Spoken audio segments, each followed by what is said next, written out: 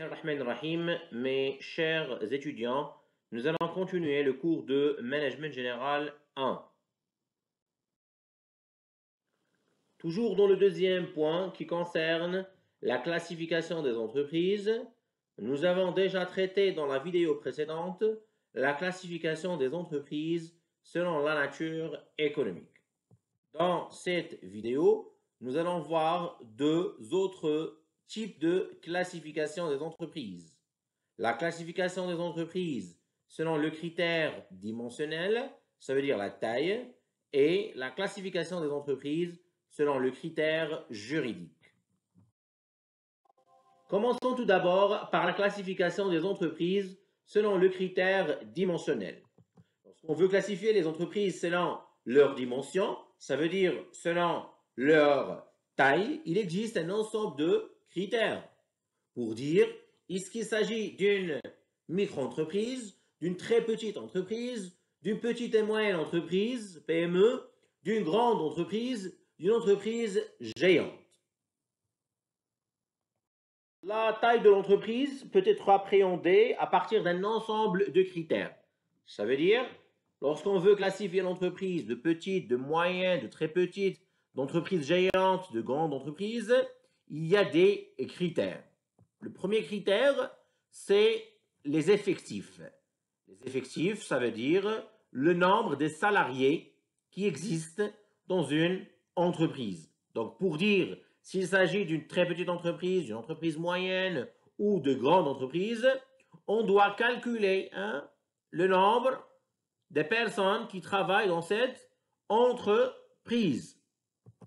Il y a par exemple les capitaux propres, il y a le critère du chiffre d'affaires, le critère de la valeur ajoutée ou le critère du bénéfice net. Dans ce cours, nous sommes arrêtés à deux critères pour classifier les entreprises selon leur taille, selon le critère dimensionnel. Le premier est les effectifs, ça veut dire le nombre de salariés dans l'entreprise, et le deuxième est celui du chiffre d'affaires annuel.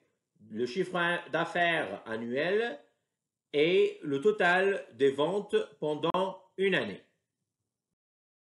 Pour classifier les entreprises selon la taille et en se basant sur le critère de l'effectif, il existe plusieurs classifications. Ces dernières diffèrent d'un pays à un autre et d'un organisme à un autre.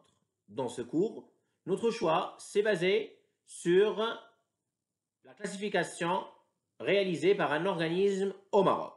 Au Maroc, il existe les PME et PMI. Les PME sont les petites et moyennes entreprises. Les PMI sont les petites et moyennes industries qui regroupent l'ensemble des entreprises dont l'effectif est de moins de 200 salariés. Donc, lorsque l'entreprise a dans son effectif, entre parenthèses, le nombre de ses salariés est moins de 200, cela veut dire qu'on va la classifier dans les petites et moyennes entreprises ou les petites et moyennes industries. Les grandes entreprises, dont l'effectif est supérieur à 200 salariés. Toute entreprise au Maroc dépasse 200 salariés est considérée comme une grande entreprise. Les PME, PMI, les petites et moyennes entreprises, petites et moyennes industries, représentent plus de 97% de l'ensemble des entreprises au Maroc. Les PME, PMI peuvent se diviser en les très petites entreprises, les TPE, qui ont un nombre de salariés entre 1 et 10 salariés. Les petites entreprises qui ont un effectif entre 10 et 50 salariés et les entreprises moyennes qui ont entre 50 et 200 salariés. Le deuxième critère de classification des entreprises selon la taille est le chiffre d'affaires. Donc, pour classifier l'entreprise dans les petites, moyennes, grandes entreprises, ceci dépend d'un critère qui est le chiffre d'affaires. Alors c'est quoi le chiffre d'affaires? Le chiffre d'affaires est égal au montant hors taxe des ventes de biens ou services réalisés pendant une période donnée dans le cadre des activités normales de l'entreprise. Donc le chiffre d'affaires, il prend un S, affaires au pluriel, au montant hors taxe, il est hors taxe, des ventes de biens ou services pendant une période donnée. Donc c'est le total des ventes hors taxe dans une période donnée. Donc il existe un chiffre d'affaires trimestriel qui concerne 3 mois, un chiffre d'affaires semestriel qui concerne 6 mois, un chiffre d'affaires mensuel qui concerne un seul mois et un chiffre d'affaires annuel qui concerne toute l'année. Il se mesure de la manière suivante.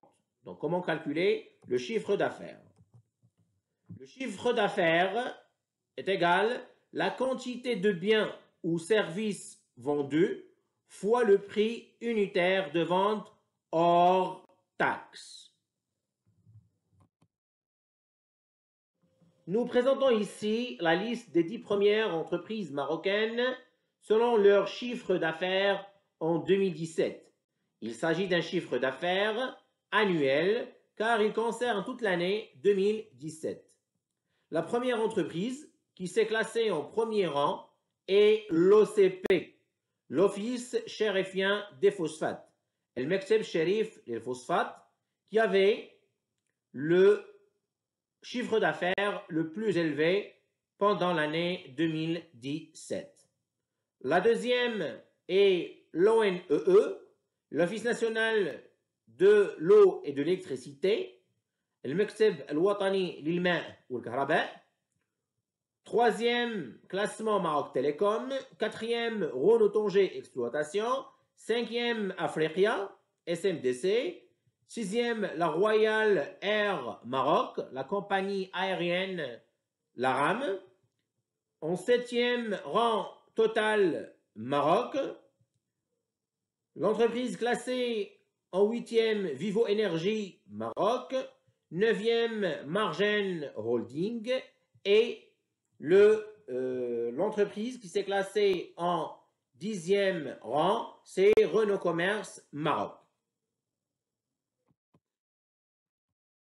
Après avoir vu la classification des entreprises selon le critère dimensionnel, la taille, nous passons maintenant à voir la classification des entreprises selon le critère juridique. Cette classification se fait par ou selon la qualité du propriétaire. D'une autre façon, on pose la question qui détient le capital pour classifier les entreprises selon le critère juridique. Selon le critère juridique, il existe 3 classifications des entreprises. A, les entreprises publiques, celles dont le capital est détenu dans sa totalité par l'État, donc le capital est à 100% détenues par l'État. B, les entreprises semi-publiques, où le capital revient pour partie à l'État et l'autre partie à autre personne privée. Donc le capital, il est partagé entre l'État et les personnes privées, mais toujours l'État est majoritaire. C, les entreprises privées. Dans ces entreprises, le capital appartient à des personnes privées. Le capital, à 100%, appartient à des particuliers. Les entreprises publiques, il s'agit des entreprises dans lesquelles l'État détient l'intégralité du capital et le pouvoir absolu de gestion. El-Muqawalat el-Umumiyya. Ce sont des entreprises dans lesquelles l'État détient le total du capital et le pouvoir absolu de gestion. Il existe 2 formes des entreprises publiques. La première forme sont les régies directes. Exemple, la RADEO, la régie de distribution de l'eau et de l'électricité d'Oujda. La deuxième forme sont les entreprises publiques, industrielles et commerciales. Exemple, l'OCP, l'ONCF, l'ONDA, l'ARAM. Les entreprises semi-publiques. Il s'agit des entreprises dans lesquelles le capital est partagé entre l'État et des particuliers. Toujours l'État est majoritaire en termes de capital. Le minimum, l'État détient 51% du capital et le privé, les particuliers, détiennent 49% du capital. Pourquoi l'État est toujours majoritaire en termes de capital? Pour qu'elle garde un pouvoir de contrôle sur ces entreprises. Exemple, la banque CH, Crédit Immobilier Hôtelier, la Banque Centrale Populaire, la BCP, la CAM, Crédit Agricole du Maroc. Il existe autres types des entreprises semi-publiques à part les banques. La troisième classification des entreprises selon le critère juridique sont les entreprises privées. Nous présentons ici un schéma des formes des entreprises privées. Dans les entreprises privées, il existe deux formes, les entreprises individuelles et les entreprises sociétaires. Les entreprises sociétaires elles-mêmes contiennent deux formes, les sociétés de personnes et les sociétés de capitaux. Nous avons une troisième forme, la SARL, les sociétés à responsabilité limitée. Cette forme d'entreprise sociétaire regroupe des caractéristiques des sociétés de personnes et des caractéristiques des sociétés de capitaux. Définir les formes des entreprises privées de façon simple. La première forme des entreprises privées, les entreprises individuelles. Elles ont un seul propriétaire, fournissant à la fois le capital, le travail et la direction. Exemple, le commerce, l'artisanat, les professions libérales. Prenons par exemple l'épicier du quartier, un avocat. Dans ce type d'entreprise, il existe un seul propriétaire qui fournit le capital, le travail, et c'est lui tout seul qui gère ou qui dirige cette entreprise. La deuxième catégorie des entreprises privées, ce sont les entreprises sociétaires. Leur capital est détenu par plusieurs personnes. Commençons par la première forme des entreprises sociétaires, ce sont les sociétés de personnes. Dans les sociétés de personnes, les associés se connaissent et leurs qualités personnelles sont très importantes. On trouve dans les sociétés de personnes trois formes.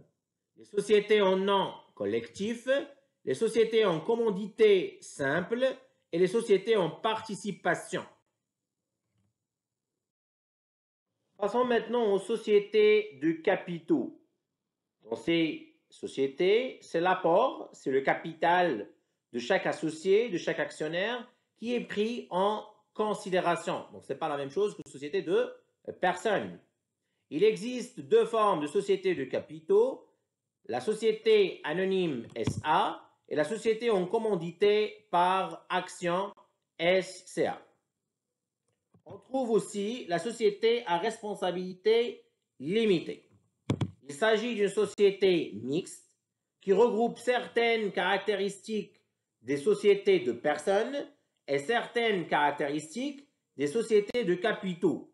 Donc on trouve deux formes de la SARL classique et la SARL d'associé unique. Cette vidéo a été consacrée à la classification des entreprises selon le critère dimensionnel, la taille, et à la classification des entreprises selon le critère juridique. La prochaine vidéo va être dédiée au troisième chapitre qui concerne l'entreprise et son environnement.